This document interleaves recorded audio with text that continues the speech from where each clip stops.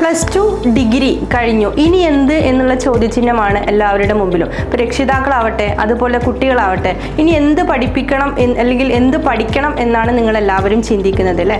അപ്പോൾ എൻ്റെ ഒരു എക്സ്പീരിയൻസ് വെച്ചിട്ട് പറയാണ്, നിങ്ങൾ ചെയ്യുമ്പോൾ അഡ്മിനിസ്ട്രേഷൻ കോഴ്സുകൾക്കാണ് ഇപ്പോൾ ഏറ്റവും കൂടുതൽ ജോബ് ഓപ്പർച്യൂണിറ്റീസ് ഉള്ളതും അതുപോലെ വാല്യൂ ഉള്ളതും. അപ്പോൾ അത് ചെയ്യാണ് ഒന്നും കൂടെ ബെറ്റർ.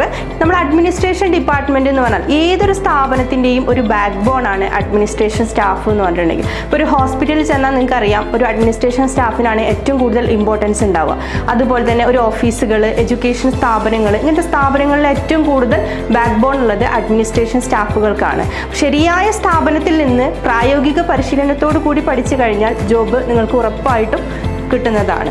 അതുപോലെ തന്നെ നിങ്ങൾ ജോലി ആഗ്രഹിച്ചുകൊണ്ടാണ് ഇങ്ങനെ ഒരു കോഴ്സ് ചൂസ് ചെയ്യുന്നതെന്നുണ്ടെങ്കിൽ നിങ്ങൾക്ക് ധൈര്യമായിട്ട് ജോയിൻ ചെയ്യാം. ഏപ്രിൽ മുതൽ പുതിയൊരു വുമൺസ് ഓൺലി ക്യാമ്പസ് നമ്മൾ ആരംഭിക്കാൻ പോവുകയാണ്.